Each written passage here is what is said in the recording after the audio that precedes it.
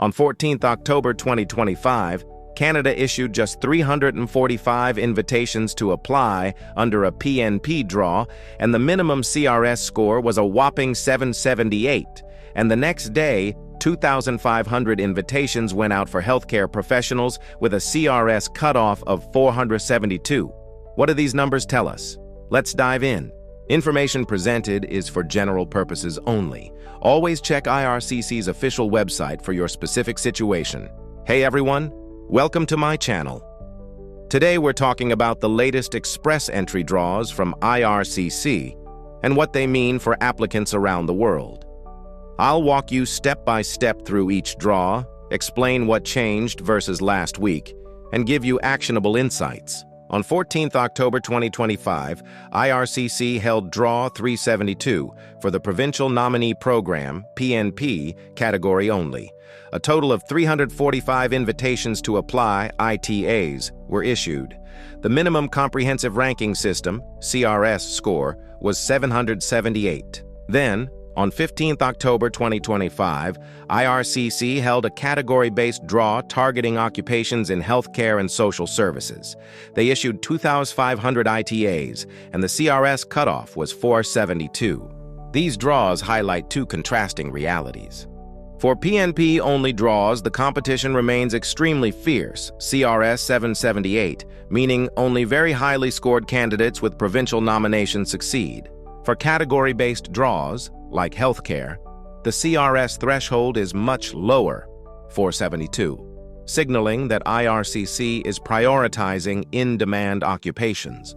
Compared to last week, the pattern remains consistent. No general all-program draw this week, no additional French language draw reported, no new Canadian experience class, CEC, draw data beyond what we already track. What this means: if you are targeting a PNP route, you need top scores and a nomination. If your occupation falls under the in-demand category, like healthcare, your chances improve significantly. So that's the current state of express entry draws. Let's move on to study permits and post-secondary rules. Now let's switch focus to study permits and the post-graduation work permit, PGWP, key pathways for many international students worldwide. The standard rules remain. Graduates of eligible Canadian post-secondary institutions may apply for a PGWP.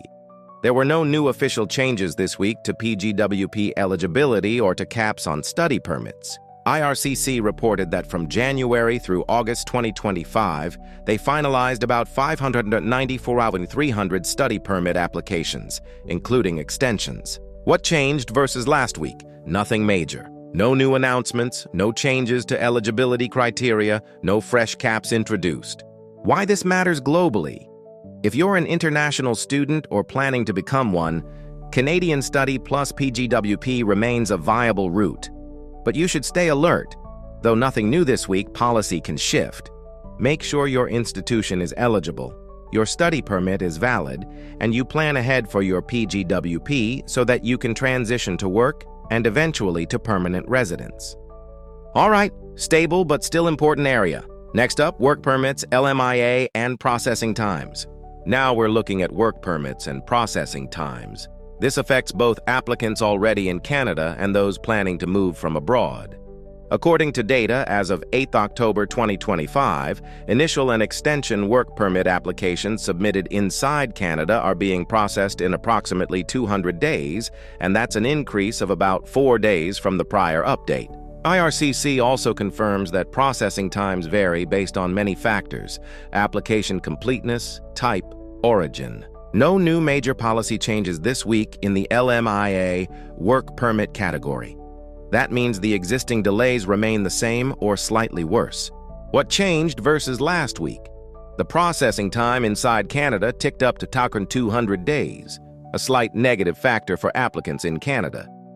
Global implication: if you are working or planning to work in Canada on a permit, you must plan for long wait times. If your status is expiring, you need bridging options early. If you're outside Canada, the situation may be different, but still subject to delays. Okay, clear picture on work permit timing. Let's move now to backlog issue and then provincial nominee news. Next, Let's consider the backlog situation. Delays and inventories matter because they influence how fast applications are processed and how tightly the system is operating. According to IRCC's Inventories and Backlogs report from January to August 2025, IRCC finalized about 931,300 work permit applications, including extensions. What changed versus last week? No new data this week specifically altering these backlog numbers. So the backlog remains large but unchanged in this update. For global applicants, it means the system is under strain, and you should assume realistic timelines may extend further. Also, backlog can cause unpredictable delays, so buffer your plans accordingly. Great. That covers backlogs. Last area, provincial nominee news, and then actionable tips. Finally, the provincial nominee programs, PNPs, these are increasingly important for express entry and permanent residence pathways. The very high CRS cutoff of 778 for the PNP-only draw on 14th of October shows that competition remains very strong in the PNP streams. No new provincial program openings or changes were noted this week. What changed versus last week? Not much. The competition remains, the nomination pools remain selective, and still no fresh stream announcements this week. For global applicants, if you are targeting a provincial nomination route, make sure you are aligned with the province's labor market priorities and consider strengthening your profile: language, experience, job offer, valid occupation. Having a nomination gives you plus 600 CRS points, but as this draw shows, still you need very high raw CRS to be invited. That wraps up the PNP update. Now let's move to actionable tips and next steps. Enhance your CRS score.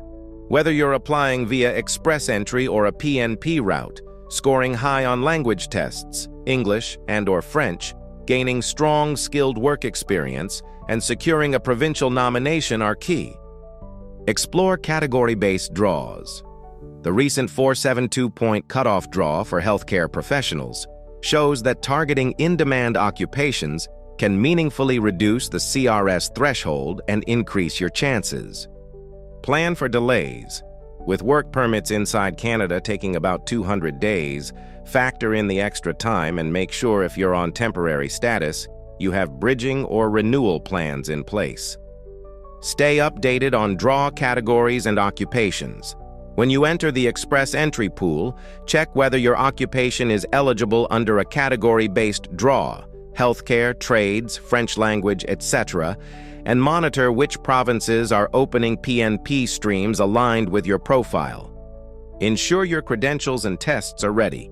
Because draws happen unpredictably and thresholds are high, having your language test, IELTS, TF, ECA, educational credential assessment, work experience letters, job offer, if applicable, all ready will enable quick action when an invitation comes. Next step. Review your current express entry profile, if you have one, and update it.